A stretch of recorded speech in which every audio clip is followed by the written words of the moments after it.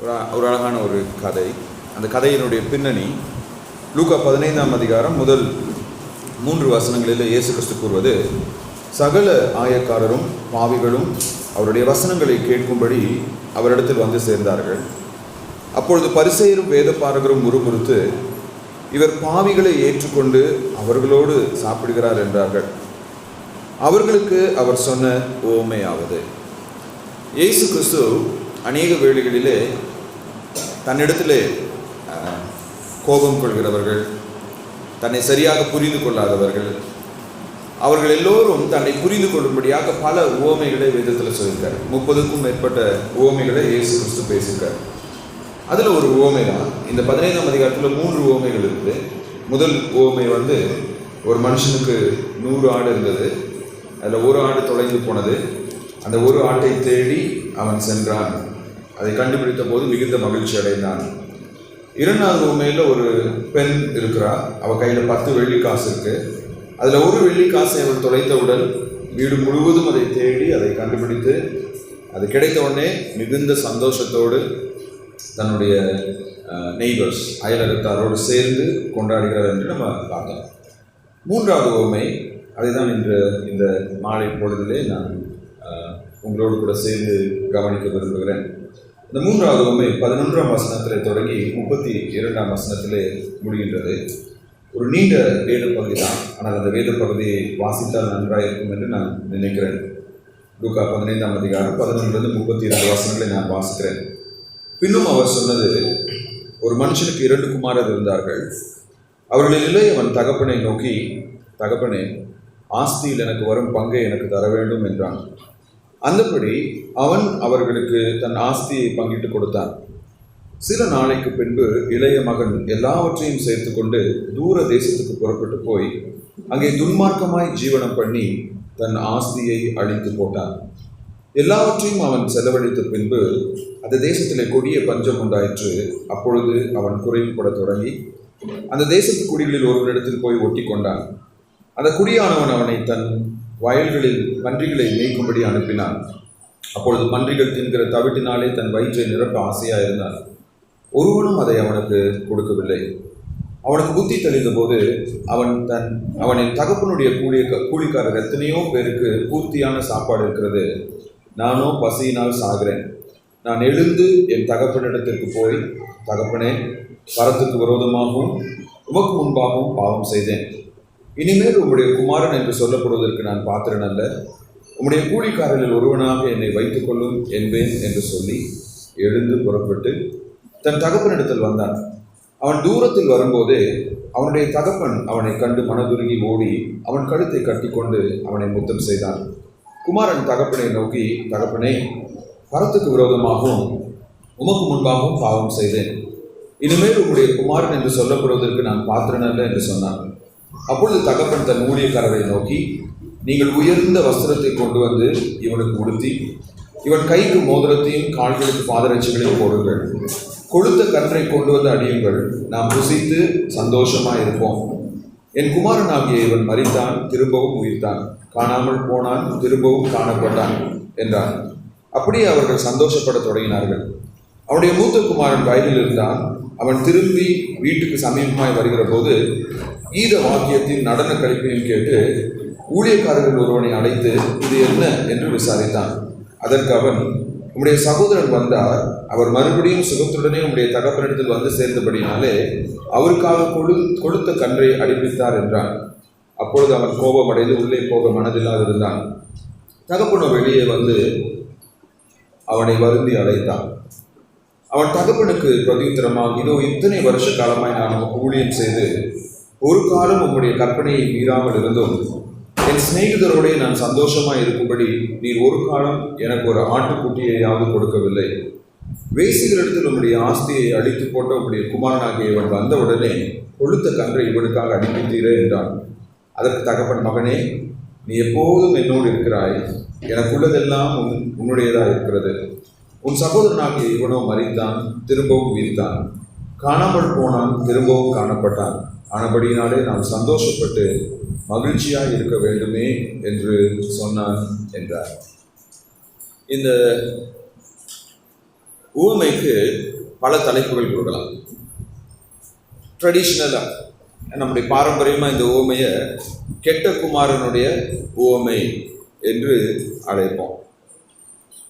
இல்லை இந்த உவமைக்கு ஒரு அன்பான தகப்பன் என்ற ஒரு தலைப்பையும் கொடுக்கலாம். இல்லை என்றால் ஒரு தகப்பனும் 2 குமாரர்களும் என்று நாம் தலைப்பு கொடுக்கலாம். பல தலைப்புகள் நம்ம கொடுக்கலாம். ஆனால் இந்த உவமையை இயேசு கிறிஸ்து ஒரு மிகப்பெரிய பாரத்தோடு பகிர்ந்து கொடுக்கிறார்.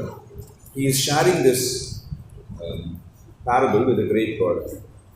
என்ன ஒரு burden சொல்லி கேட்டீங்கன்னா, 1ஆம் வசனத்தில் இயேசு கிறிஸ்துவை அறிந்து கொள்வதற்காக, இயேசு கிறிஸ்துவின் போதனைகளை கேட்பதற்காக சகல ஆயக்காரரும் பாவிகளும் என்ன பண்றாங்க? கூடி வருகிறார்கள். இந்த ஆயக்காரர் பாவிகள் என்று குறிப்பிடப்படுவது புதிய ஏற்பாட்டின் நாட்களில் ஆயக்காரர் என்றால் டாக்ஸ் கலெக்டர், சகையு ஒரு ஆயக்காரன் என்று நம்ம பார்க்கிறோம். இந்த ஆயக்காரர்கள் யூதர்கள், ஆனால் அவர்கள் ரோமர்களுக்கு வரி வசூலித்து கொடுப்பவர்கள். இப்போ சிம்பிளா சொல்லணும்னா, நம்ம இந்தியாவில் யாராவது பாகிஸ்தானுக்கு நிதி திரட்டி கொடுப்பார்கள் என்றால் அவர்களை நம்ம எப்படி பார்ப்போங்க? பாகிஸ்தான் மிலிட்ரிக்கு என்ன பண்றாங்க? நிதி திரட்டி கொடுக்குறாங்க. அப்படி யாராச்சும் செஞ்சாங்க அப்படின்னா அவங்கள நம்ம தேச துரோகிகளாக பார்ப்போம். ஏன்னா பாகிஸ்தான் நம்முடைய எதிரி நாடு. அவங்களுடைய மிலிட்ரியை வைத்துக்கொண்டு அவங்க காஷ்மீரில் நிறைய அட்டூழியங்களை செய்து வருகிறார்கள். அப்போ நிச்சயமா ஒரு இந்தியனாக அதை நம்மால் என்ன பண்ண முடியாதுங்க, ஏற்றுக்கொள்ள முடியாது. அந்த நபர்கள் இந்தியர்களாக இருந்தாலும் அவங்க யாருக்காக கூலி வேலை செய்கிறாங்க அப்படின்னு சொல்லுவோம்? பாகிஸ்தான்காரங்களுக்காக கூலி வேலை செய்கிறாங்க அப்படின்னு சொல்லுவோம். அதே நிலை தான் இந்த ஆயக்காரருடைய நிலை. இந்த ஆயக்காரருடைய வேலை என்னன்னு சொல்லி கேட்டால், ரோமர்களுக்கு வரி வசூலித்து கொடுப்பது. இந்த ரோமர்கள் யூதர்களை ஆட்சி செய்து கொண்டிருக்கிறார்கள், அரசாண்டு கொண்டிருக்கிறார்கள், யூதர்களுடைய எதிரிகள். ஆகையினால பெரும்பாலான யூதர்களுக்கு இந்த ஆயக்காரர்களை சுத்தமாக என்ன பண்ணாதுங்க, பிடிக்காது. அடுத்து பாவிகள் என்று சொல்லும்போது பொதுவாக நியாயப்பிரமாணத்தை மீறுகிறவர்கள் அவங்க என்ன பண்ணுவாங்க? பாவிகள் என்று சொல்வார்கள். இந்த பரிசேயரும் சதுசேயரும் வேத பாரகரும் பிரதான ஆசாரியரும் தங்களை பரிசுத்தவான்களாக நினைத்து கொண்டு மற்றவர்களை பாவிகளாக என்ன பண்ணாங்க? கருதி வந்தார்கள். இப்போ இந்த ஆயக்காரரும் பாவிகளும் இயேசு கிறிஸ்துவை தேடி வருகிறார்கள். எப்போதுமே நீங்க பார்த்தீங்க அப்படின்னா, ஒரு மனிதன் பாவம் செய்யும் பொழுது அவன் கடவுளை விட்டு என்ன பண்றாங்க? பிரிந்து போகிறான், கடவுளை விட்டு தூரமா போகிறாங்க. ஆனால் இயேசு கிறிஸ்து இந்த பூமியிலே வாழ்ந்த நாட்களிலே அநேக பாவிகள் அவரை நெருங்கி சேர்ந்தார்கள். நீங்க ஆயக்காரரும் பாவிகளும் இயேசு கிறிஸ்துவை தேடி வராங்க. வேறொரு இடத்துல நம்ம பார்ப்போமே என்றால், பாவியாகிய ஒரு பெண்மணி இயேசு கிறிஸ்துவனுடைய பாதத்திலே கண்ணீரினால் அவருடைய பாதத்தை நினைத்து, தன்னுடைய தலைமுடியினால் அவருடைய பாதத்தை துடைத்து, பரிமள தைலம் அவருடைய பாதத்திலே பூசினாள் என்று நம்ம பார்க்கிறோம். சகேயு அவன் ஒரு ஆயக்காரனாக இருந்த போதும் கூட இயேசு கிறிஸ்து எரிகோவுக்கு வருகிறாருன்னு சொல்லி கேள்விப்பட்டவனே, நான் எப்படியாவது இந்த இயேசு கிறிஸ்துவை என்ன பண்ணணும்? பார்க்க வேண்டும். I need to meet this Jesus என்று அவன் அவரை பார்க்க ஓடி வந்தான். நம்முடைய தேவன் பரிசுத்தமான கடவுளாக இருந்தாலும் அவர் பாவிகளை நேசிக்கிறவராய் இருக்கிறார். அவருக்கு ஒரு பட்டம் கொடுத்தாங்க. அவர் இந்த பூமியில் வாழ்ந்த நாட்களிலே அவர் பாவிகளின் சிநேகிதர். He is the friend of sinners. இப்போ இந்த பாவிகள் எல்லாம் இயேசு கிறிஸ்துவை தேடி வருது ஒரு சந்தோஷமான காரியமாக இருக்க வேண்டும். It should be a matter of celebration. ஏன்னா அவங்க எதுக்காக வராங்க? இயேசு கிறிஸ்துவின் போதனைகளை நான் கேட்க வேண்டும், இந்த இயேசு கிறிஸ்துவின் போதனைகளினால் நான் மாற்றப்பட வேண்டும் என்பதற்காக இயேசு கிறிஸ்துவை தேடி வராங்க. ஆனால் அந்த சமயத்தில் 2ஆம் வசனத்தில் பரிசேயரும் வேத பாரகரும் என்ன பண்றாங்க? முறுமுறுத்தார்கள். They were quiet and happy. ஏன் அவர்கள் முறுமுறுத்தார்கள் என்றால், இவர் எப்படி பாவிகளோடு போஜனம் பண்ண முடியும்? How can he sit with the sinners and he eat with them? இவர் தீர்க்கதரிசியாக இருப்பார் என்றால், அந்த பாவியாகிய பெண்மணி இயேசு கிறிஸ்துவின் பாதத்தை கழுவும் போது சீமோன் என்ற பரிசேயன், இயேசு கிறிஸ்து அவருடைய வீட்டுக்கு அழைத்த பரிசேயனுடைய கேள்வி, இவர் தீர்க்கதரிசியாக இருந்தால் இந்த பெண் எப்படிப்பட்டவள் என்று அறிந்திருக்க மாட்டாரோ, இந்த பெண் எப்படிப்பட்டவள் என்று அவர் அறிந்திருந்தால் இவள் எப்படி அவருடைய பாதத்தை தொட அனுமதித்திருப்பார் என்ற கேள்வியை அவன் எழுப்பினான். அதே மாதிரிதான் இங்க இவர் எப்படி பாவிகளோட ஐக்கியம் கொள்ள முடியும்? இயேசு கிறிஸ்து இந்த உவமையை சொல்லும் போது 2 நபர்கள், இளைய குமாரன், மூத்த குமாரன். பெரும்பாலான நேரத்தில் இந்த உவமையை நாம் வாசிக்கும் போது இளைய குமாரனை பற்றி தான் நம்ம பேசுவோம். அவன் செய்த பாவங்களை குறித்தும் அவன் செய்த துரோகத்தை குறித்தும் நம்ம பேசுவோம். ஆனால் இயேசு கிறிஸ்து இந்த உவமையை இளைய குமாரனுக்காக சொல்ல கிடையாது, மூத்த குமாரனுக்காக சொல்லி கொண்டிருக்கிறார். ஏன்னா இந்த உவமையோட கிளைமேக்ஸ் என்னது, முடிவு என்னது? மூத்த குமாரன் நான் வீட்டுக்குள்ளார வரமாட்டேன்னு சொல்லி என்ன பண்ணுறான், வெளியில நின்று கொண்டிருக்கிறான். இந்த உவமையில நம்ம பார்த்தோம்னா இந்த இளைய குமாரன் இயேசு கிறிஸ்துவை தேடி வந்த ஆயக்காரருக்கும் பாவிகளுக்கும் அடையாளமாக இருக்கிறார். The younger son is the picture of the sinners and tax collectors. ஆனால் மூத்த குமாரனுடைய அடையாளம் யாருன்னு சொல்லி பார்த்தீங்கன்னா பரிசேயரும் வேத பாரகரும். The elder son pictures the scribes and the Pharisees. இந்த இளைய குமாரன் பண்ணது தப்பு தான், அது சரின்னு சொல்லவே முடியாது. ஏன்னா அவன் தன் தகப்பனிடத்தில் போய் தகப்பனிடத்தில் தன் ஆஸ்தியை பிரித்து கொடுக்கும்படியாக கேட்கின்றார். வழக்கமாக யூதர்களுடைய பாரம்பரியமான ஒரு பழக்கம் என்னவென்றால், அந்த தகப்பன் இறந்த பின்பு தான் அந்த சொத்துக்களை என்ன பண்ணுவாங்க, பிரிப்பாங்க.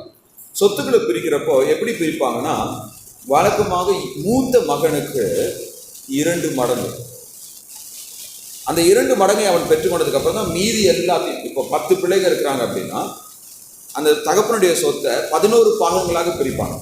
11 பாகங்களாக பிரித்து அதில் 2 பாகங்கள் மூத்த குமாரனுக்கு கொடுக்கப்படும். மீதி இருக்கிற 8 பேரும் மீதமுள்ள பாகங்கள் அவங்க என்ன பண்ணுவாங்க, எடுத்துக்கொள்வார்கள். அப்போ எப்பொழுதுமே மூத்த குமாரன் வில் கெட் த டபுள். எல்லாருக்கும் 2 காரியங்கள் அவன் என்ன பண்ணுவான், பெற்றுக்கணும். ஏன்னா அந்த மூத்த மகன் தான் தகப்பனுடைய ஹையர், அவனுடைய வாரிசாக கருதப்பட்டான். அப்போ இந்த சொத்தை பிரித்த போது, இந்த பாகத்தை பிரித்த போது கண்டிப்பாக இந்த மூத்த மகனுக்கு, இந்த தகப்பனுக்கு 2 குமாரர்கள் இருந்தனால சொத்துல 3/2 பாகங்கள் இவனுக்கு என்ன பண்ணியிருக்கோம், கிடைச்சிருக்கும். 1 பாகம் மட்டும்தான் இந்த இளைய குமாரனுக்கு கிடைச்சிருக்கும். இவன் அந்த சொத்தை கேட்டது தப்பு. அப்பா உயிரோடு இருக்கிறப்ப அவன் என்ன பண்ணிருக்க கூடாதுங்க, கேட்டிருக்கவே கூடாது. அது எதற்கு சமம் என்றால், நீ உயிரோடு இருக்கிறியோ சாவையோ எனக்கு கவலை கிடையாது, இனிமேல் உனக்கும் எனக்கும் எந்த ஒட்டு உறவும் கிடையாது, என்னுடைய ஆஸ்தியை நீ எனக்கு பிரித்து கொடு, நான் பாட்டுக்கு என் வேலையை பார்த்துட்டு போயிடுறேன். அப்போ அந்த சொத்தை வாங்கிட்டு தூர தேசத்திற்கு போய் இவன் எப்படி செலவழித்தான் என்று நமக்கு தெரியாது, அநியாயமாக செலவழித்தான். ஆனால் அவனுடைய சகோதரன் தான் இவனை குறித்து பேசும்போது என்ன சொல்கிறான், அவன் எப்படி செலவழித்தான். 30வது வசனத்தில், வேசிகளிடத்தில் உம்முடைய ஆஸ்தியை அழித்து போட்ட உம்முடைய குமாரன்.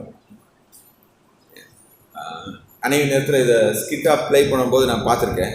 அவங்க என்ன பண்ணுவாங்க, குடிக்கிற மாதிரி, சீட்டாடுற மாதிரி, நிறைய இந்த மாதிரி அவன் எப்படி செலவு பண்ணான்னு தெரியாது. வித்தின் அ ஷார்ட் ஸ்பேன், கொஞ்ச காலத்தில் அவங்க அப்பாவுடைய சொத்தெல்லாம் அவன் என்ன பண்ணிட்டாங்க, அழித்து போட்டு விட்டாங்க. அதான் சொல்லுவாங்க, நம்ம கடினமாக சம்பாதித்து உழைத்து சொத்தை சேர்க்கல அப்படின்னா அதை காப்பாற்ற திறனும் நமக்குள்ள என்ன பண்ணாதுங்க, இருக்காது. இவனுக்கு ஒரே சமயத்தில் எவ்வளோ பணம் கிடைச்ச உடனே அதை எப்படி காப்பாற்றுறதுன்னு தெரியல, அதை அவன் இழந்து போனான். இழந்து போன உடனே இவன் என்ன பண்ணுறான், வேலை கிடைக்கல, நண்பர்கள்லாம் விட்டுட்டு போயிட்டாங்க, பன்றி மேய்க்கும் ஒரு வேலையை தெரிந்து கொள்கிறான். இப்போ இந்த பன்றிகள் யூதர்களுக்கு அருவருப்பான ஒரு விலங்கு. யூதர்கள் போர்க் மீட் சாப்பிட மாட்டாங்க, பன்றியின் இறைச்சி என்ன பண்ண மாட்டாங்க, சாப்பிட மாட்டாங்க. இன்னைக்கு இஸ்லாமியர்கள் கூட பார்த்தீங்க அப்படின்னா பன்றி இறைச்சி என்ன பண்ண மாட்டாங்க, சாப்பிட மாட்டாங்க. ஏன்னா அவங்க அந்த பழைய ஏற்பாட்டில் இருக்கிற ஒரு சில நியாயப்பிரமாணத்தின் கட்டளைகளை இன்னும் பின்பற்றுகிறவர்களாக காணப்படுகிறார்கள். இப்போ இந்த பன்றி மேய்த்தல் என்பது ஒரு யூதனுக்கு மிகவும் இழிவான ஒரு செயல். அதை விட மோசமான நிலைக்கு அவன் என்ன பண்ண முடியாதுங்க, போக முடியாது. அந்த நிலைக்கு அவன் போயிட்டான். ஆனால் அந்த பன்றி மேய்க்கும் தவிடு கூட அவனுக்கு என்ன பண்ணல, கிடைக்காத போது வேதம் சொல்லுது, அவனுக்கு புத்தி தெளிந்தது. 17வது வசனத்தில் அவனுக்கு புத்தி தெளிந்த போது என்று வேதம் சொல்லுகிறது. அந்த பன்றி தின்ற தவிட்டு கூட அவன் கிடைக்காததான் அவன் யோசிக்கிறான், எங்கள் அப்பா வீட்டில் எத்தனையோ பேருக்கு எவ்வளோ நல்ல சாப்பாடு கிடைக்குது, so let me go back to my. அவன் திரும்ப வரும்பொழுது அவங்க அப்பா அவன் என்ன பண்ணுறாருங்க, ஏற்றுக்கொள்கிறாங்க. ஓடி போய் அவனை கட்டி அணைத்து கூட்டிகிட்டு வர்றாரு. இவனே, அப்பா நான் உங்களுக்கு விரோதமாக பாவம் பண்ணிட்டேன், டேய் அதை பற்றி எதுவுமே பேசாத, நீ வந்துட்டே இல்லை, இன்னைக்கு ஒரு செலிப்ரேஷன். உடனடியாக அவனுக்கு விலையுயர்ந்த ஆடைகளை கொடுக்குறான், மோதிரத்தை கொடுக்குறான், கொளுத்த கன்றை அடிக்கிறான். ஒரு பிக் ஃபீஸ்ட், கிரேட் ஃபீஸ்ட். இந்த மூத்த குமாரன் வீட்டுக்கு திரும்பி வராரு. இவர் என்ன பண்ணுறாருங்க, வயல்வெளியில் வேலை செஞ்சு அப்பாவுடைய சொத்துக்கள் எல்லாம் பத்திரமா பராமரித்து கொண்டு வீட்டுக்கு வரப்போ தூரத்துல சத்தம் கேட்குது. சத்தம் கேட்ட உடனே வீட்டுக்கு கூட வரல. அவன் என்ன பண்ணுறான், அந்த இடத்துல நின்று ஒரு வேலைக்காரனை கூப்பிட்றான். அந்த வேலைக்காரன் வந்து வீட்டில் என்ன நடக்குதுன்னு சொன்ன உடனே இவனுக்கு பயங்கர கோபம். நான் வீட்டுக்காரர் என்ன பண்ண மாட்டேன், I'm not going to come, நான் வரப்போவதில்லை. இப்போ இந்த இளைய குமாரனும் மூத்த குமாரனும் ரட்சிப்படைய மனிதர்கள் 2 வழிகளை பயன்படுத்துகிறார்கள். அந்த வழிகளின் அடையாளமாக 2 ways people try to achieve salvation. ஒன்று பார்த்தீங்க அப்படின்னா சுய நீதியின் மார்க்கம், இல்லை என்றால் சுய முயற்சியின் மார்க்கம் என்று சொல்லுவோம். Way of self efforts. மனிதன் தன்னுடைய முயற்சியினால் எப்படியாவது ரட்சிப்பை சம்பாதிக்க வேண்டும் என்று போராடுகிறான். இந்த உலகத்தில் இருக்கிற எந்த ஒரு மதத்தை நாம் எடுத்துக்கொண்டாலும் எல்லா மதமும் போதிப்பது மனிதன் செய்கின்ற நன்மையான காரியங்களினால் அவன் என்ன பண்ண முடியும், ரட்சிக்கப்பட முடியும். He can achieve salvation through his efforts. இப்போ இந்து வேதங்களிலே கர்மா என்று சொல்வார்கள். ஒரு மனிதன் செய்த நல்லதும் தீயதும் அவனுடைய அடுத்த பிறவியை என்ன பண்ணும், தீர்மானிக்கும். அவன் நன்மையான காரியங்களை செய்தான் என்றால் அடுத்த பிறவியில அவன் இப்பொழுது இருக்கிற பிறப்பை காட்டிலும் மேலான ஒரு பிறப்பாக அவன் என்ன பண்ணலாம், பிறக்கலாம். தீமை செய்தான் என்றால் இதை விட கீழான ஒரு பிறப்பாக அவன் என்ன பண்ணலாம், பிறக்கலாம். பாவம் புண்ணியம் என்று சொல்வார்கள். இப்போ பாவம் புண்ணியம் அப்படின்னு சொல்றோம் இல்லையா, இந்த பாவம் புண்ணியம் என்பதுதான் இந்த சமுதாயத்தில் நடக்கிற நிறைய சமூக அநீதிகளுக்கு அடிப்படையான ஒரு காரியம். It's the root of many social evil practices. இப்போ இந்த ஒரு பாவத்திற்கு ஒரு புண்ணியம் என்றைக்குமே பரிகாரமாகாது. will never ever be a substitute. ஏன் சொல்லி கேட்டீங்க அப்படின்னா, உதாரணமாக நம்ம எடுத்துக்கிடலாம். உங்களுக்கு ஒரு மகனோ மகளோ இருக்கிறான்னு வச்சுக்கோங்க. ஒரு நாள் நான் உங்கள் வீட்டுக்கு வரேன். ஏதோ அந்த மகனோ மகளோ எனக்கு எதிராக ரொம்ப என்னை காயப்படுத்துகிற மாதிரி பண்ணோடனே எனக்கு பயங்கர கோபம் வந்துருக்கு. என் கையில் ஒரு துப்பாக்கி இருக்குது. நான் எடுத்து உங்கள் பிள்ளையை வந்து என்ன பண்ணிடுறேன், சுட்டு கொன்னுறேன். உங்களுடைய பிள்ளை மரித்து போயாச்சு. ஆனால் சுட்டதுக்கப்புறம் எனக்கு என்ன சொல்லுது, ஐயோ நம்ம ஒரு பாவம் பண்ணிட்டோம். நான் சொல்கிறேன் உங்கள்கிட்ட வந்து, ஐயோ என்னை மன்னிச்சிருங்க, நான் ஒரு தப்பு பண்ணிட்டேன், உங்கள் பிள்ளையை நான் கொண்டிருக்கக்கூடாது. ஆகையினால் அந்த பாவத்துக்கு பதிலாக நான் என்ன பண்ணுறேன், ஒரு பிள்ளைக்கு பதிலாக 2 ஆதரவற்ற ஆர்ஃபன் சில்ட்ரன், அப்பா அம்மா இல்லாத 2 பிள்ளைகளை நான் வளர்த்து ஆளாக்குறேன். எனவே உங்கள் பிள்ளையை நான் கொண்டுட்டேன், அதுக்கு பரிகாரமாக நான் என்ன பண்ணுறேன், 2 ஆதரவற்ற பிள்ளைகளை எடுத்து நான் வளர்த்து விடுகிறேன், என்னை மன்னிச்சிருங்க அப்படின்னு சொன்னால் நீங்கள் அதை ஏற்றுக்கொள்வீங்களா? How many of you will accept?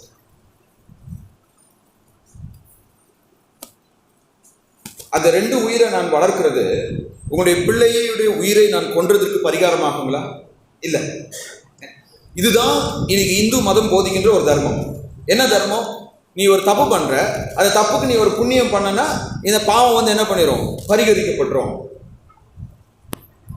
இஸ்லாமிய மதத்தில் இதே தான் சொல்றாங்க. இஸ்லாமிய மதத்தில் அவங்க என்ன சொல்றாங்க அப்படின்னா, ஒரு மனிதனுடைய ரட்சிப்பிற்கு என்ன செய்ய முடியும்? இஸ்லாமிய மதத்தில் ஒரு மனிதனுடைய ரட்சிப்பிற்கு அல்லாஹ் ஒன்றுமே செய்ய மாட்டார். அல்லாஹ் அவங்க கையில் குரானை கொடுத்துட்டார். அவங்களுடைய நம்பிக்கையின்படி அந்த குரானில் என்ன செய்யணும் என்ன செய்யக்கூடாதுன்னு மனுஷனுக்கு என்ன பண்ணிருக்குங்க, சொல்லப்பட்டிருக்கு. ஒவ்வொரு மனிதனுடைய வாழ்க்கையும் 2 தூதர்கள் பார்த்து கொண்டிருப்பார்களாம். ஒன்று ஒரு குட் ஏஞ்சல், நல்ல தூதன். அவன் நாம் செய்யும் நன்மையான காரியங்களை அவன் என்ன பண்ணிட்டு இருப்பான், எழுதிட்டே இருப்பான். இன்னொன்று a bad angel.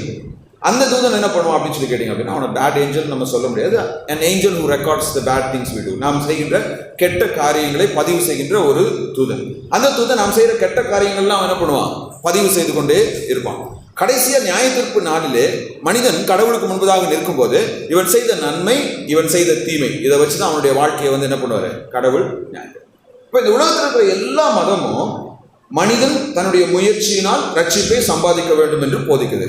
ஆனா இங்க அடிப்படையான ஒரு பிரச்சனை என்னன்னு சொல்லி கேட்டீங்க அப்படின்னா, பாவத்தின் சம்பளம் மரணம். மனிதனுடைய பாவம் தண்டிக்கப்பட வேண்டும். பரிசுத்தமான கடவுள் மனிதனுடைய பாவத்தை தண்டிக்காமல் இருக்க போவதில்லை.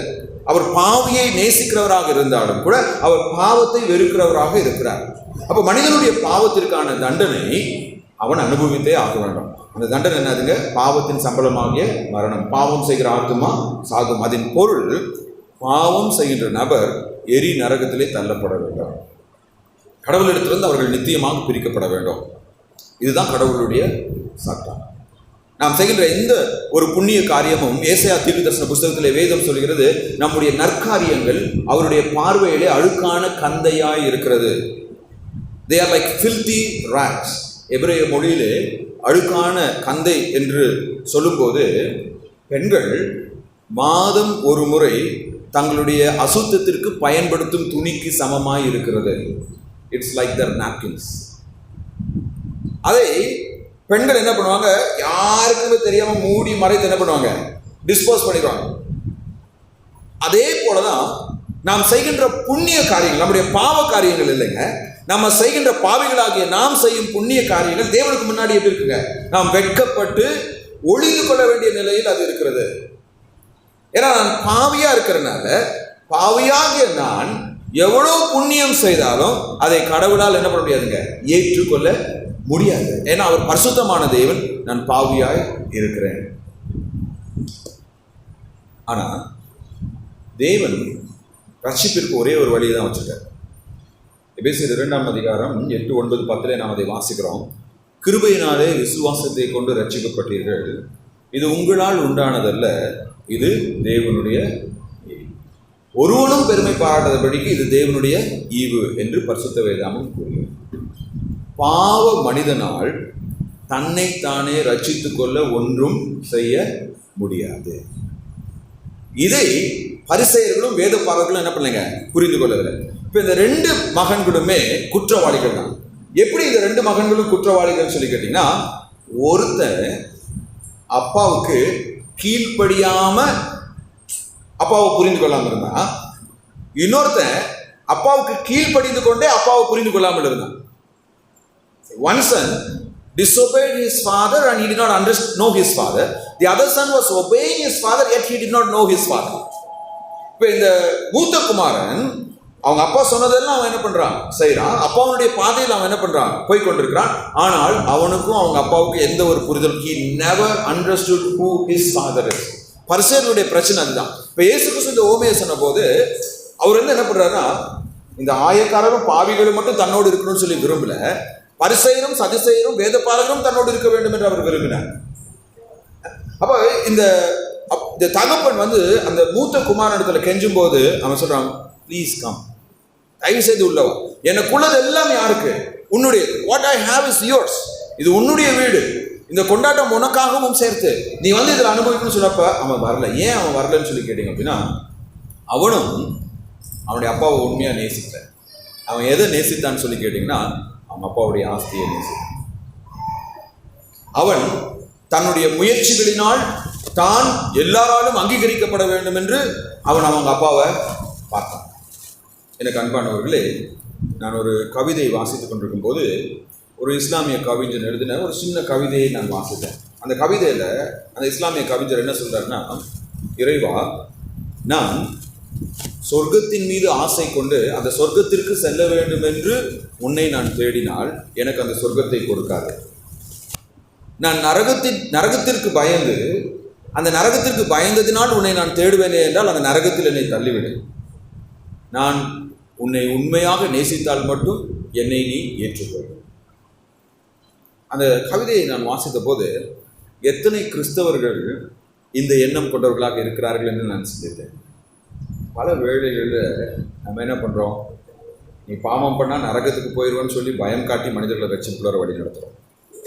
நீ இயேசுவை ஏற்றுக்கொண்டா சொர்க்கத்துக்கு போயிடுவாங்கிற ஆசை காட்டி மனிதர்கள் என்ன பண்ணுறோம், ரட்சிப்புக்குள்ளாக வழி நடத்துகிறோம். ஆனால் கடவுள் எப்படிப்பட்டவர், அவருடைய அன்பு எப்படிப்பட்டது, அவர் நம்மை எவ்வளவு ஆழமாக நேசிக்கிறார் என்பதை அநேக வேளைகளிலே மனிதர்களுக்கு நம்ம சொல்லுவோம். நற்செய்தி என்பது யோவான் 3ஆம் அதிகாரம் 16ஆம் வசனம் சொல்வது போல, தேவன் தன்னுடைய ஒரே பேரான குமாரனை நமக்காக தந்தது. தேவன் நம் மீது வைத்த அன்பு எப்படிப்பட்டதுங்க, அநாதி சிநேகத்தால் உன்னை நான் சிநேகித்தேன் என்று சொல்லும்போது, இந்த உலகம் தோன்றுவதற்கு முன்பதாகவே தேவன் கிறிஸ்துவுக்குள் நம்மை ரட்சிக்கும்படியாக தீர்மானித்தார். தேவன் கிறிஸ்துவுக்குள் நம்மை ரட்சிக்கும்படியாக தீர்மானித்தபடினாலே நம்மை பாவிகளாகிய நம்மை ரட்சிப்பதற்காக அவருடைய ஒரே பேரான குமாரனை இந்த உலகத்திற்கு அனுப்பினார். ரட்சிப்பு என்பது கடவுளுடைய கிருபையினால், கடவுளுடைய இரக்கத்தினால் மட்டுமே. எந்த ஒரு மனிதனும் செய்த சுய செயல்களினால், சுய நீதியினால், முயற்சியினால் அல்ல. அதனால தான் சொல்லுவாங்க, கிட்டத்தட்ட 1960ஆம் ஆண்டு வரைக்குமே மனிதர்கள், அதாவது வரலாற்றிலே மனிதர்கள், விசுவாசிகள், நான் இயேசுவை ஏற்றுக்கொண்டேன் என்று சொல்ல மாட்டார்கள். நான் இயேசுவாலே மீட்கப்பட்டவன் என்று சொல்வார்கள். I was redeemed by God. அந்த 1960க்கு அப்புறம் தான் நீங்கள் பார்த்தீங்கன்னா இந்த ஸ்பிரிச்சுவல் மூவ்மெண்ட்ஸ் அப்படின்னு சொல்லி நிறைய வந்ததுக்கு அப்புறம் தான் நம்ம என்ன பண்ணுறோம், நான் இயேசுவை என்ன பண்ணேன், ஏற்றுக்கொண்டேன். நான் இயேசுவை ஏற்றுக்கொள்ளவில்லைங்க, இயேசு கிறிஸ்து என்னை ஏற்றுக்கொண்டார். அதுதான் சுவிசேஷம். இப்போ இயேசு கிறிஸ்து பாவிகளை ரட்சிப்பதற்காக இந்த பூமிக்கு வந்தார். பரிசேயர்கள் அதை என்ன பண்ணல, புரிந்து கொள்ளவில்லை. இந்த மூத்த குமாரனுக்குள்ளாக சுயநீதி இருந்தது. ஆனால் இந்த இளைய குமாரனுக்குள்ளாக இருந்தது என்னன்னு சொல்லி கேட்டீங்க அப்படின்னா, மனம் திரும்புதல். தன்னுடைய பாவ நிலையை அவன் உணர்ந்து இந்த பாவ நிலையிலிருந்து தான் எப்படியாவது விடுபட வேண்டும் என்ற ஒரு எண்ணம். மனம் திரும்புதல் என்று சொல்லும்போது குற்ற மனசாட்சிக்கும் மனம் திரும்புதலுக்கும் வித்தியாசம் இருக்கு. குற்ற மனசாட்சினா எப்போதுமே ஒரு தப்பு பண்ணிட்டு, ஐயோ நான் தப்பு பண்ணிட்டேன், இனிமேல் நான் அதை செய்யக்கூடாது. எங்கள் மகன் இருக்கான், அவன் டெய்லி சாயந்தரம் விளையாட போனான். 4 மணிக்கு போனான் அப்படின்னா சூரியன் இருந்ததுக்கப்புறம் அவனை தேடி கண்டுபிடிச்சி கூட்டிகிட்டு வரணும். ஹட்சன் எங்கே இருக்கிறான்னு பார்த்துட்டு அப்படின்னு சொல்லி. ஆனால் அவங்க அம்மா என்ன பண்ணுவா, ஒவ்வொரு நாளும் அவன் 4:30 மணிக்கு ஸ்கூல்லேருந்து வந்தான் அப்படின்னா 5 மணிக்கு சொல்லுவாள், Hudson you have to come by 6 o'clock. அம்மா I promise you have to come by 6 o'clock. அவங்க அம்மா சொல்லுவா, 6 மணிக்கு மேலே நீ விளையாண்டுட்டு இருந்த அப்படின்னா நாளைக்கு நீ என்ன பண்ணக்கூடாது, விளையாட போகக்கூடாது. ஓகேம்மா, நான் 6 மணிக்குள்ளார வீட்டுக்கு வரல அப்படின்னா நாளைக்கு நான் விளையாட போக மாட்டேன். கண்டிப்பாக அவன் 6:30 மணிக்கு தான் வருவான். வந்த உடனே ஒரு விவாதம் நடக்கும். அவனுக்கு அவங்க அம்மா சொல்லிடுவா, நாளைக்கு நீ என்ன பண்ணக்கூடாது, போகக்கூடாது.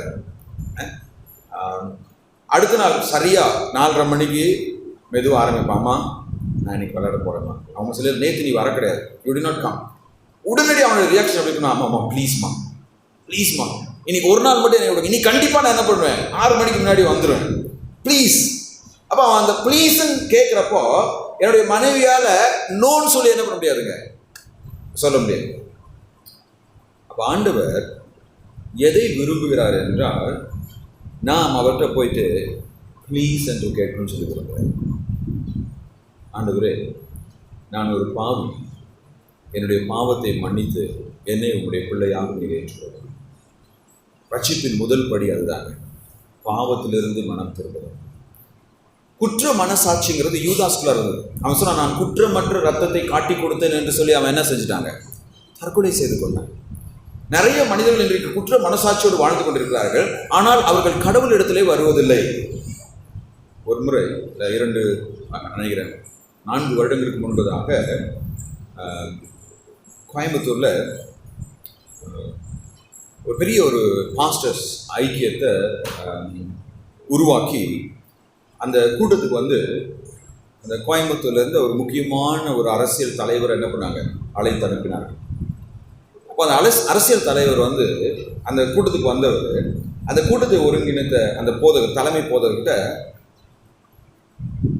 ஒரு ஹியூஜ் அமௌண்ட் ஆஃப் மணி அவர்கிட்ட கொண்டு வந்து கொடுத்து, ஐயா இதை நீங்கள் வாங்கிக்கோங்க, you can use it for social work. அப்போ அந்த தலைமை போதவர் சொன்னார், ஐயோ இது எங்களால் வாங்க முடியாதுங்க, நீங்கள் கேஷாக கொடுக்கக்கூடாது, எங்களுடைய ஆர்கனைசேஷனுக்கு நீங்கள் என்ன பண்ணணும், பேங்க் ட்ரான்ஸ்ஃபர் தான் பண்ணணும், அப்படி பண்ணால் மட்டும்தான் எங்களால் என்ன பண்ண முடியும், யூஸ் பண்ண முடியும். உடனே அந்த அரசியல் தலைவர் அவரை பார்த்து சொன்னது, ஐயா இதை நீங்கள் வாங்கி கொள்ளலை அப்படின்னா நான் நேராக இந்த கோயில் உண்டியலில் போய் இதை நான் போட போகிறேன். ஏன்னா நான் நிறைய பாவம் பண்ணியிருக்கேன், அதுக்கு ஒரு பரிகாரமாக இதை உங்களுக்கு கொடுக்கணும்னு சொல்லி நான் நினச்சேன். நீங்கள் வாங்கி கொள்ளலைன்னா ஒரு கோயில் உண்டியலில் போய் நான் என்ன பண்ணிடுறேன், போட்டுறேன். அது குற்ற மனசாட்சி. ஆனால் அந்த அரசியல் தலைவர் தொடர்ந்து அவர் செய்கின்ற அநீதியான காரியங்களை செஞ்சு கொண்டே தான் இருக்க போகிறார். அந்த குற்ற மனசாட்சி நிமித்தம் இடையில என்ன பண்ணுறதுங்க, ஏதாவது இந்த மாதிரி நல்ல காரியத்தை செய்ய முயற்சிகள். ஆனால் மனம் திரும்புதல் என்பது எப்படிப்பட்டது என்றால், இந்த கெட்ட குமாரனுக்கு புத்தி தெளிந்த உடனே அவன் சொல்றான், I will go to my father. நான் என்னுடைய தகப்பனிடத்திலே போவேன். நான் என்னுடைய தகப்பனிடத்தில் போய் என்னுடைய தகப்பனுடைய வீட்டிலே வேலைக்காரர்கள் ஒருவராய் நான் என்ன பண்ணுவேன், இருப்பேன். அவருக்கு முன்னாடி நிற்கிறதுக்கு எனக்கு என்ன கிடையாது, தகுதி கிடையாது.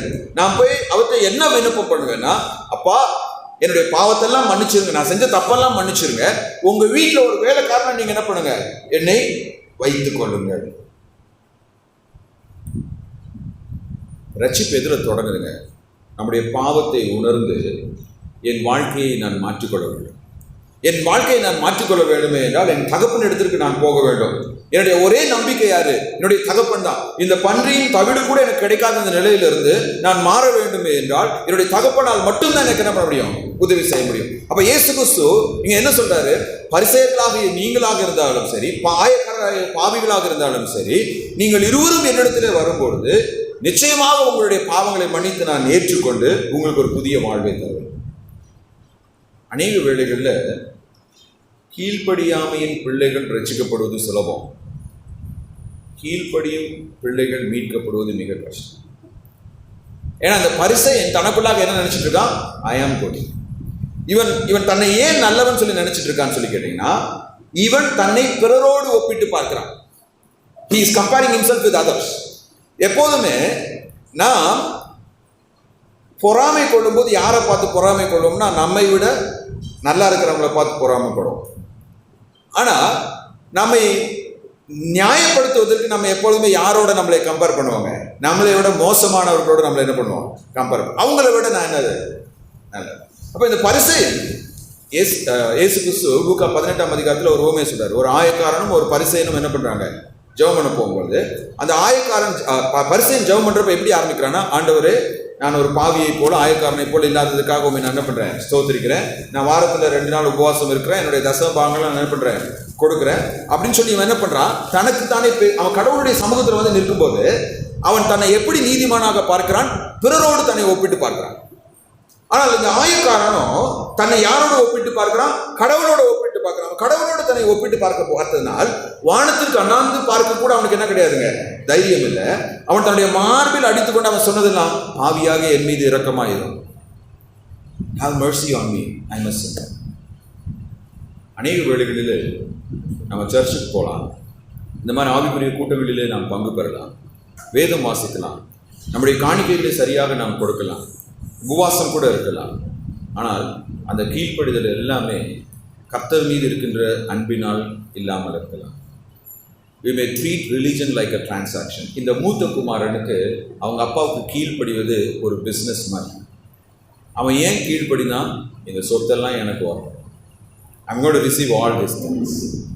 அவனுடைய கீழ்ப்படிதலிலே மனத்தில் தான் பாவி என்பதை அவன் என்ன பண்ணலைங்க? உணர்ந்து கொள்ளவே இல்லை. இப்போ நம்முடைய வாழ்க்கையிலும் கூட நாம் நம்முடைய ரட்சிப்பு எங்கு தொடங்குது? நான் பாவி என்று உணர்ந்து என்னுடைய பாவத்திலிருந்து நான் மனம் திரும்பி ரட்சகராகிய இயேசு கிறிஸ்துவிடத்திலே நான் வர வேண்டும். I need to come to Jesus. சிலவங்க என்ன பண்ணுவாங்க? ஓ, நான் இந்த தப்பு பண்ணிட்டேப்பா, அந்த தப்பு பண்ணிட்டேப்பா, இனிமேல் நான் என்ன பண்ண போறேன்? I want to do something else. சில சமயங்களில் திடீர்னு யாராச்சும் வந்து திருச்சபையில், பாஸ்டர், நான் சர்ச்சுக்கு ஒரு டொனேஷன் கொடுக்கணும் அப்படின்னு சொல்லி சொன்னாங்கன்னா, நான் முதல் கேள்வி கேட்பேன், நீங்கள் ஏன் இந்த டொனேஷனை கொடுக்கணும்னு சொல்லி விரும்புகிறீங்க? Why do you want to give this donation? ஏன்னா பல வேளைகளிலே அப்படி திடீர்னு சர்ச்சுக்கு பணத்தை கொடுக்கணும்னு சொல்லி நினைக்கிறவங்களுக்கு அவங்களுடைய மனதில் they will have an agenda. இல்லை என்றால் அவருடைய மனதிலே ஒரு தவறான காரணம் இருக்கு அவங்க அந்த காசை கொடுக்குறது. இப்போ இந்த பரிசேயன் அல்லது இந்த மூத்த குமாரன் எதினால் தன்னுடைய தகப்பனை அவன் ஏற்றுக்கொள்ளவில்லை, எதினால் அவன் ரட்சிப்பை பெற்றுக்கொள்ளவில்லை என்றால், அந்த தகப்பன் கிருபையாய் தன்னுடைய ஆஸ்தியை தனக்கு கொடுக்க வேண்டும் என்பதை அவன் புரிந்து கொள்ளாமல் இது என்னுடைய உரிமை என்று அவன் நினைத்தான். அநேக வேளைகளிலே நாமும் என்ன நினைச்சிட்டு இருக்கோம்? நான் பரலோகம் போயிடுவேன். ஏன் நான் பரலோகம் போயிடுவேன்? ஏன்னா நான் வாரம் சர்ச்சுக்கு போகிறேன், அவங்கெல்லாம் சர்ச்சுக்கு வர்றது கிடையாது. நான் பரலோகம் போயிடுவேன் ஏன் அப்படின்னா, நான் சுவிசேஷ ஊழியத்திலெல்லாம் பங்கு பெறுகிறேன், அவங்கெல்லாம் பங்கு பெறது கிடையாது. நான் நிச்சயமாக என்ன பண்ணுவேன்? பரலோகத்துக்கு போவேன். ஏன் நான் பரலோகத்துக்கு போவேன்? நான் என்னுடைய தசம பாகத்தை கரெக்டாக கொடுக்குறேன், அவங்கெல்லாம் தசம பாகத்தை என்ன பண்ணுறது கிடையாது, கொடுக்குறது கிடையாது. நான் நிச்சயமாக பரலோகத்துக்கு போவேன். ஏன் நான் பரலோகத்துக்கு போவேன்? எங்கள் வீட்டுக்கார் பைபிளே படிக்கிறது கிடையாது, நான் டெய்லி பைபிள் படிப்பேன். நான் பரலோகத்துக்கு போவேன். ஏன் நான் பரலோகத்துக்கு போவேன்? எங்கள் அப்பா அம்மாலாம் ஜெபம் பண்ணுறது கிடையாது, நாங்கள் ஜெபம் பண்ணுறோம், அதனால நாங்கள் பரலோகத்துக்கு போயிடுவோம். ஆனால் நாம் பரலோகம் செல்வதற்கும் பாவ மன்னிப்பை பெறுவதற்கும் ஒரே ஒரு காரணம் தான், இயேசு கிறிஸ்து நம்ம மீது கிருபையாக இருக்கிறார். அப்போது நீங்கள் இந்த மாதிரி நிறைய கூட்டங்களுக்கு வந்திருக்கலாம். இன்றைக்கு நான் உங்களிடத்தில் கேட்க விரும்புகிற ஒரு கேள்வி என்னவென்றால், என்னைக்காவது இந்த கெட்ட குமாரனை போல உங்களுடைய கடந்த கால வாழ்க்கையை நினைத்து உங்களுடைய பாவத்திற்காக நீங்கள் ஆண்டவரிடத்தில் சென்று மண்டியிட்டு அழுது புலம்பி கண்ணீர் விட்டு பாவ மன்னிப்பை அவரிடத்திலே பெற்றுக்கொண்டிருக்கிறீர்கள்? அது எவ்வளோ? நான் ஒரு கிறிஸ்தவ குடும்பத்தில் பிறந்தேன். என்னுடைய அப்பாவுடைய அம்மா அப்பாவும் கிறிஸ்தவங்க, அம்மாவுடைய அம்மா அப்பாவும் கிறிஸ்தவங்க. என்னுடைய தாத்தா, என்னுடைய அப்பாவுடைய அப்பா தான் எங்கள் குடும்பத்தில் முதல்ல இயேசு கிறிஸ்துவை ஏற்றுக்கொண்டவர். என்னுடைய தகப்பனார் ஒரு போதகர். எங்கள் வீடு எப்படின்னு சொல்லி கேட்டிங்கன்னா, சர்ச்சு டோரை திறந்தீங்கன்னா அடுத்த ஸ்டெப்பு எங்கள் வீட்டு வாசப்படியில் நீங்கள் வைக்கலாம். அந்த மாதிரி தான் என்னுடைய வீடு. எல்லா வாரமும் நான் சண்டே சர்வீஸ்க்கு போவேன், சண்டே ஸ்கூல் போவேன். இந்த மாதிரி ஒவ்வொரு வருஷமும் பல கேம்பில் நான் அட்டென்ட் பண்ணியிருக்கிறேன். நான் 14 வயது வரைக்கும் நான் என்னை கிறிஸ்தவன் என்று நான் நினைத்து கொண்டிருக்கேன். I am a believer. நான் நிச்சயமாக பரலோகம் போவேன். என்னுடைய வாழ்க்கையில் அந்த ரட்சிப்பின் அனுபவத்தை நான் பெறவே இல்லை. என்னுடைய 15வது வயதிலே கடவுள் என்னுடைய வாழ்க்கையில் இடைப்பட்டார். என்னுடைய வாழ்க்கையில் அவர் இடைப்பட்டது ஒரு என்ன சொல்றது, ஒரு சிம்பிளான ஒரு காரியம் தான். But God intervene through that. ஒன்றுமே இல்லை. ஒரு பரீட்சை, ஒரு மேக்ஸ் எக்ஸாம், ஆனுவல் எக்ஸாமுக்கு முன்னாடி வைக்கிற ஒரு கடைசி பரீட்சை. அந்த மேக்ஸ் எக்ஸாமில் அந்த மேக்ஸ் மிஸ் 5 கேள்விகள் எனக்கு கொடுத்தாங்க. கிளாஸில் 5 கேள்வி கொடுக்குறாங்க. 5 கேள்வியில் 2 கேள்விக்கு நீங்கள் சரியாக ஆன்சர் எழுதிட்டீங்கன்னா யூ கெட் பாஸ் ஆன். ஆனால் எனக்கு ஒரே ஒரு கேள்விக்கு தான் விடை தெரியும். என் பக்கத்தில் உட்காந்துருந்த நான் இந்த வலது பக்கம் உட்காந்துருக்கேன், நான் இந்த இடது பக்கம் உட்காந்துருக்கேன், வலது பக்கம் என்னுடைய நண்பன் ஒருத்தர் உட்காந்துருக்கான். எனக்கு ஒரு சம்முக்கு ஆன்சர் தெரியும், அவனுக்கு வேற ஒரு சம்முக்கு ஆன்சர் தெரியும். 2 பேரும் பரிச்சை ஆளிலே பேசுகிறோம். டேய், நான் என் கணக்கை உனக்கு காட்டுறேன், நீ போட்ட கணக்கை எனக்கு காட்டு. அப்போ 2 பேருக்குமே 10 மார்க் கிடைக்க, 2 பேருமே என்ன பண்ணிடலாம், பாஸ் பண்ணிடலாம். இப்போ 2 பேருமே பாஸ் பண்ணிடலாம் அப்படின்னு நினச்சிட்டு அவனை பார்த்து நான் காப்பி அடிக்கிறப்ப கிளாஸ் அந்த மேக்ஸ் டீச்சர் பார்த்துட்டாங்க. பார்த்தவொடனே 2 பேருக்குமே 0 மார்க் போட்டு கொடுக்குறாங்க. என்னுடைய வாழ்க்கையில் அதுக்கு முன்னாடி எந்த ஒரு பரீட்சையிலையும் நான் ஃபெயில் ஆனது கிடையாது. சின்ன எக்ஸாம்ஸில் கூட ஃபஸ்ட் டைம் நான் ஃபெயில் ஆகிறேன், 0 மார்க். அன்று நான் வீட்டுக்கு வந்தபோது கடவுள் என்னோடு கூட உணர்த்தினார், யுவர் அ 0. இப்போ 0 மார்க் வாங்கினது பிரச்சனை இல்லை. அடுத்து என்னதுன்னா ப்ராக்ரஸ் ரிப்போர்ட் கொடுப்பாங்க. அந்த நாட்களில் ப்ராக்ரஸ் ரிப்போர்ட் இல்லை ரேங்க் கார்டு என்ன பண்ணுவாங்க, கையில் கொடுத்து அனுப்பிச்சிடுவாங்க. வீட்டில் போய் அப்பா அம்மாக்கிட்ட என்ன பண்ணுவாங்க, கையெழுத்து போட்டு வாங்கிட்டு வரணும். எங்கள் அப்பாக்கிட்ட அதை கொண்டு காமிச்சா அவ்வளோதான், கதை முடிஞ்சது. இப்போ நான் என் தம்பிக்கிட்ட சொல்கிறேன், என் தம்பி என்னையோட 4 வயசு கம்மி, அவன் அப்போ தான் 6ஆம் கிளாஸ் படிச்சுட்டு இருக்கான். அவன்கிட்ட இந்த மாதிரி ஒரு பிரச்சனைடா அப்படின்னு சொன்ன உடனே அவன் சொன்னான், நீ ஏன்டா கவலைப்படுற, அம்மாவோட கையெழுத்து நான் போட்டு தரேன், இதுதானே கடைசி ரிப்போர்ட்டு. இதுக்கு மேலே அடுத்து நீங்கள் பார்த்தீங்கன்னா ஆனுவலுக்கு மார்க் ரிப்போர்ட் கார்டு கொடுக்க மாட்டாங்க. நம்ம போஸ்ட் கார்டு அட்ரஸ் எழுதி ஸ்கூலில் என்ன பண்ணிடணும், கொடுத்துடணும். அதில் பாஸ் ஃபெயிலுன்னு மட்டும் தான் என்ன பண்ணுவோம், ரிசல்ட் வீட்டுக்கு வரும். அவன் சொன்னான், அடுத்து போஸ்ட் கார்டு தானே வரப்போகுது, ரேங்க் கார்டு அப்பா எங்கே பார்க்க போகிறாரு. இன்னொன்று என்னென்னா, ஸ்கூலில் கிளாஸ் டீச்சருக்கு சந்தேகம் வந்தால் என்ன பண்ணுவாங்க, சிப்ளிங்ஸ், உன்னுடைய அண்ணன் தம்பி தங்கச்சி யாராச்சும் படித்தாங்கன்னா கூட்டிட்டு அவங்ககிட்ட கேட்கலாம்னு சொல்லுவாங்க. என்னை தானே கூப்பிட்டு கேட்க போகிறாங்க, நான் சொல்லிடுறேன், நீ கையெழுத்து வாங்கிட்டேன். கையெழுத்து போட்டு கொடுத்தாச்சு. அடுத்து டியூஷன் போகணும். எங்கள் டியூஷன் வாத்தியார் எப்படின்னா 99 மார்க் வாங்கினவனே அடிப்பார். அவர் கணக்கில் 99 மார்க் வாங்கிட்டு வந்தால் கூட ஏன் சில டைம் 100 மார்க் வாங்கினவனே அடிச்சிருக்காரு. அவர் என்ன சொல்ல, இந்த கமாவை நீ கரெக்டாக போட கிடையாது, இந்த கமாவை போடல, இருந்தாலும் உனக்கு நான் 100 மார்க் கொடுத்துருக்கேன்னு அடிக்கிறாங்க. அப்போ நாங்கள் யோசிக்கிறோம், அடுத்து ஒரு 15 நாளில் ஆனுவல் எக்ஸாம் ஆரம்பிக்கும். ஆனுவல் எக்ஸாம் ஆரம்பிச்சிருச்சுன்னா டியூஷனும் போக வேண்டாம், ரேங்க் கார்டு பிரச்சனை, என்ன பண்ணலான்னு சொல்லி யோசிக்கிறப்ப என்னுடைய நண்பன் ஒருத்தர் சொன்னாங்க, ஒன்றும் கவலைப்படாதரா, சாயந்தரம் எப்பொழுதும் வழக்கம் போல் நீ பேக் எடுத்துகிட்டு வா, ஸ்கூலுக்கு போகலாம், விளையாடலாம், கிரிக்கெட் விளையாடலாம், 7 மணிக்கு திரும்ப வீட்டுக்கு போயிடுவோம், யாரும் பார்க்க போகிறோம். ஏன்னா எங்கள் நாமக்கல் ஒரு பெரிய டவுனுங்கிறதுனால யாருமே அதை என்ன பண்ண மாட்டாங்க, கண்டுக்க மாட்டாங்க. 15 நாட்கள் அதே மாதிரி போயிடுச்சு. யாருமே அந்த 15 நாட்களில் நான் என்ன தெரியுமா ஜெபம் பண்ணி போவேன். வீட்டிலேருந்து போகிறப்ப, ஆண்டவரே இன்னைக்கு அப்பாவுக்கு தெரியாமல் டியூஷன் கட் அடிச்சுட்டு போகிறேன், யார் கண்ணிலையும் நான் படாமல் நீங்கள் என்னை பார்த்துக்குவேன். இந்த ரட்சிக்கப்படுறதுக்கு முன்னாடி நம்ம செய்கிற ஜபங்கள்லாம் நிறைய ஜபங்கள் இப்படி முட்டாள்தனமாக இருக்கும். கடவுள் யாருன்னு சொல்லி நம்ம என்ன பண்ண மாட்டோம், புரிஞ்சுக்க மாட்டோம். நான் ஜெபம் பண்ணுறனால, பைபிள் படிக்கிறாங்க, சர்ச்சுக்கு போகிறனால கடவுள் என்னோட கூட இருக்கிறான்னு சொல்லி என்னை நான் என்ன பண்ணுறேன், வஞ்சித்து கொண்டு ஏமாற்றி கொண்டிருக்கேன். 15 நாள் போகிறோம், 15 நாள் எந்த பிரச்சனையும் இல்லை. 15ஆவது நாள் கடைசி ஒரு நாள், அந்த ஒரு நாளை நான் தாண்டிட்டேன்னா அவ்வளோதான், 9th ஸ்டாண்டர்ட் முடிஞ்சது. அடுத்து 10th ஸ்டாண்டர்ட் போயிடலாம், இந்த ஃப்ரெண்ட்ஸ்லேருந்து நான் என்ன பண்ணிடலாம், தப்பு சார். அந்த 15ஆவது நாள் பார்த்தீங்கன்னா எங்கள் ஸ்கூலுடைய ட்ரஸ்ட் பிரசிடென்ட் செத்து போயிட்டார். அன்னைக்கு உடனே சொல்கிறான், இன்னைக்கு லீவுன்னு சொல்லி என்னதுங்க போர்டில் அந்த ஒரு நாள். அப்போ அன்னைக்கு என்னுடைய ஃப்ரெண்ட்ஸ்லாம் சொன்னாங்க, மனோவா 9th ஸ்டாண்டர்ட் இதுதான் கடைசி நாள், 10th போனோன்னே நம்மளை எல்லாத்தையும் பிரித்து போட்டுருவாங்க, இன்னைக்கு ஒரு நாள் நம்ம ஜாலியாக பண்ணுறோம், ஜாலியாக போய் கிரிக்கெட் விளையாடலாம், என்ஜாய் பண்ணலாம் வா அப்படின்னு. அப்போ என் மனசில் தோணுது, இன்னைக்கு ஒரு நாளாவது வீட்டுக்கு போகலாமே, அமைதியாக இருக்கலாமே. ஏன்னா இன்னைக்கு ஒரு காரணம் சொல்லலாம், பிரின்சிபல் பிரசிடென்ட் இறந்துட்டார், அதனால லீவுன்னு சொல்லிடலாம். இருந்தாலும் என்ன பண்ணல, மனசு கேட்கல. நண்பர்களோட போய் விளையாடுறப்போ என்னுடைய ஃப்ரெண்டினுடைய அப்பா ஒருத்தர், அவர் பேங்க் மேனேஜர், அவர் அந்த சைடு ஏதோ லோனை வசூலிக்கு வந்தவர் அவங்க பையனை பார்த்துட்டாரு. அவங்க பையனை பார்த்துட்டு அவர் அங்கேருந்து கத்துறாரு, டேய் விக்னேஷ் இங்க என்னடா பண்ற அப்படின்னு நாங்க எல்லாம் ஒரே ஓட்டம், எல்லாம் ஓடி வந்து பாதி வழியில மறுபடியும் மீட் பண்ணிட்டு அந்த விக்னேஷ்ட சொல்றோம், டேய் இன்னைக்கு என்ன நடந்தாலும் உங்க வீட்டில் என்ன நடந்தாலும் எங்க யாரையும் நீ காட்டி கொடுத்துறாது அப்படின்னு. அப்படி சொல்லிட்டு மெதுவாக ஒரு 1/2 மணி நேரம் கழிச்சு நான் வீட்டுக்கு போறேன். விக்னேஷோடைய அப்பா எங்க வீட்டில் உட்காந்துருக்காரு.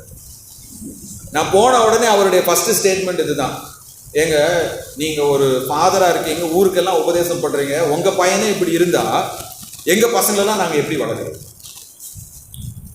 இப்போ அந்த நாளில் தான் முதல் முறை, அது வரைக்குமே நான் என்ன நினைச்சிட்டு இருந்தேன், நான் பாஸ்டர் வீட்டில் பிறந்தனால, சர்ச்சுக்கு போகிறனால, சண்டே ஸ்கூல் போகிறனால, பைபிள் படிக்கிறதுனால, ஜெபம் பண்ணுறதுனால, கொயர் டீமில் இருக்கிறதுனால நான் ஒரு கிறிஸ்டியன், நான் ஒரு விசுவாசி என்று நான் எடுத்துக்கொண்டேன். ஆனால் அந்த நாளிலே தேவன் என்னோடு சொன்ன ஒரு காரியம் என்னவென்றால், யூ ஆர் அ ஜீரோ. நீ உன்னுடைய நண்பர்களை காட்டிலும் வேறுபட்டவன் அல்ல. உன்னுடைய வாழ்க்கையிலே பாவம் நிரம்பி இருக்கு, ஒரே வெக்கம், எனக்கு என்ன பண்ணுறதுன்னு தெரியல. அப்படி நான் யோசித்து கொண்டிருக்கும் பொழுது அந்த சமயத்தில் சண்டே ஸ்கூலில் என்னுடைய சண்டே ஸ்கூல் டீச்சர் ஒரு கதை சொன்னாங்க. என்ன கதை சொன்னாங்கன்னு சொல்லி கேட்டிங்கன்னா, ஒரு வீட்டில் 2 பசங்க, அண்ணன் தம்பி 2 பேருமே ரெட்டை குழந்தைங்க, பார்க்க ஒரே மாதிரி இருப்பாங்க. இது ஒரு கற்பனை கதை தான், உண்மையான கதை கிடையாது. அதில் இளைய மகன் வந்து ரொம்ப மோசமானவன். அவன் ரொம்ப மோசமான வழியில் போய் அவன் ஒரு வாலிபன் ஆன உடனே அவன் என்ன பண்ணிட்டான், ஒரு கொலை செய்து விட்டான். அவன் கொலை செய்து விட்ட உடனே பயந்துட்டு வீட்டில் வந்து அவங்க அண்ணன் கிட்ட சொல்கிறான், நான் கொலை செஞ்சுட்டேன். அப்போ அவங்க அண்ணன் சொன்னான், நீ ஒன்றும் கவலைப்படாத, உன் கத்தியை என்கிட்ட கொடு, உன் சட்டையை என்கிட்ட கொடு அப்படின்னு சொல்லிட்டு அவன் என்ன பண்ண, அந்த கத்தியை வாங்கி சட்டையை போட்டுக்கிட்டு போலீஸ் ஸ்டேஷனில் போய் நான் தான் கொலை பண்ணேன்னு ஆரம்பிச்சிடறாங்க. இப்போ அந்த தம்பி என்ன நினச்சிட்டேன்னா, எங்கள் அண்ணன் ரொம்ப புத்திசாலி, ஏதோ ஒரு பிளானோட தான் அவன் போய் என்ன பண்ணியிருக்கிறான், சரண்டர் ஆகிருக்கிறான், எப்படியாவது அவன் என்ன பண்ணிடுவான், தப்பிச்சு வந்துடுவான் அப்படிங்கிற ஒரு தைரியத்தில் இந்த தம்பி இருந்துட்டான்.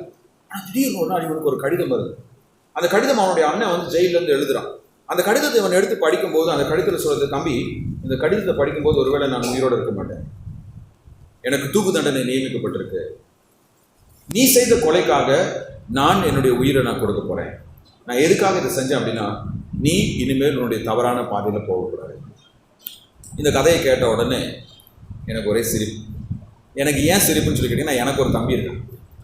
நினச்சேன் அவனுக்கு கண்டிப்பாக உயிரே நம்ம என்ன பண்ண மாட்டோம், கொடுக்க மாட்டோம். ஏதோ சண்டே ஸ்கூல் டீச்சர் கதை விடுறாங்களாட்டிருக்கு அப்படின்னு சொல்லிட்டு அன்றைக்கி எங்கள் வீட்டில் போய் எங்கள் அப்பாட்ட சொல்கிறேன், இப்படி சண்டே ஸ்கூலில் ஒரு கதை கேட்டேன், யாராச்சும் தம்பிக்கு போய் உயிரை கொடுப்பாங்களா, அது இவனுக்கு போய் யாரும் உயிரை கொடுப்பா அப்படின்னு சொல்லிட்டு கிண்டலாம் நான் பேசிட்டு இருக்கப்போ தான் அன்றைக்கி என்னுடைய அப்பா உட்கார வச்சு எனக்கு சுவிசேஷம் சொன்னார். பாரு, மனிதர்களாக்கி நாம் இதை செய்ய மாட்டோம், இதை தான் ஆண்டவர் நமக்கு செஞ்சார்.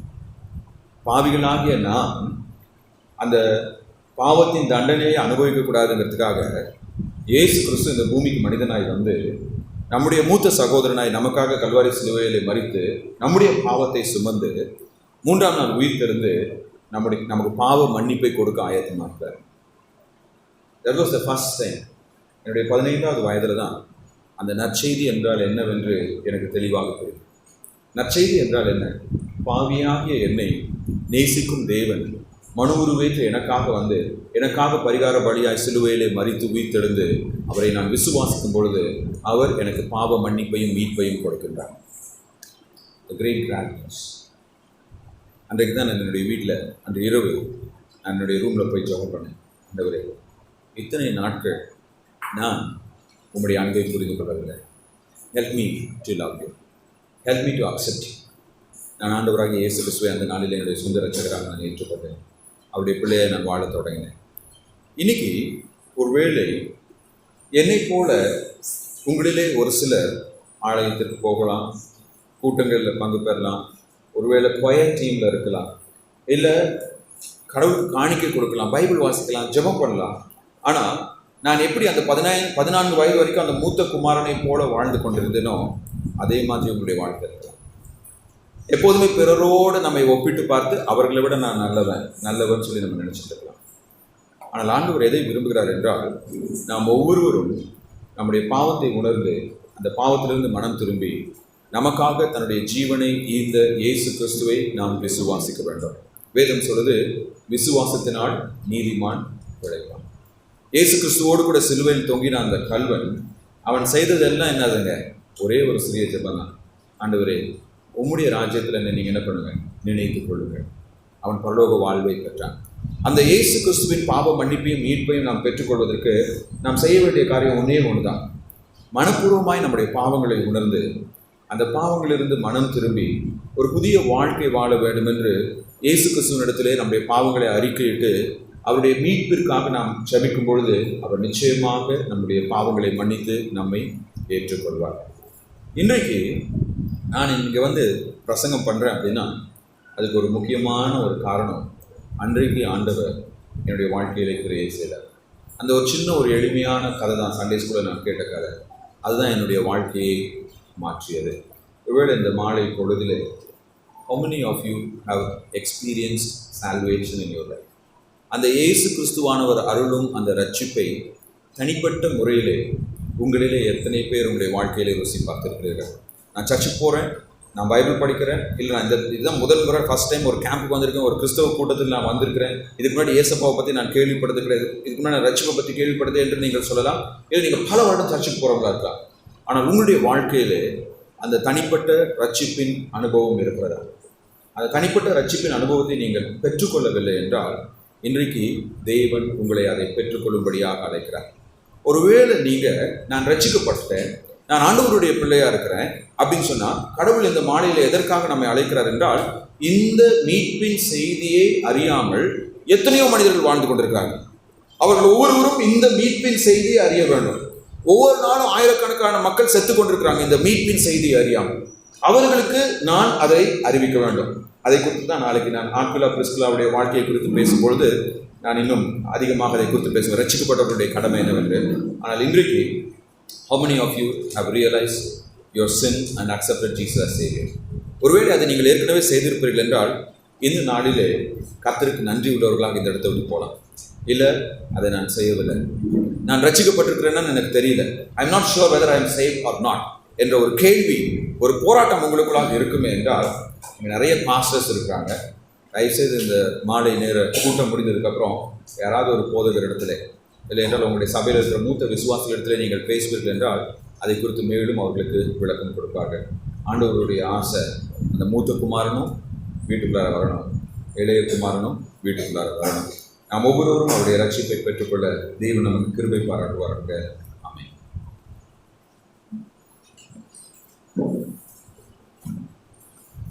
நாம் ஜெபிக்க இருக்கிறோம்.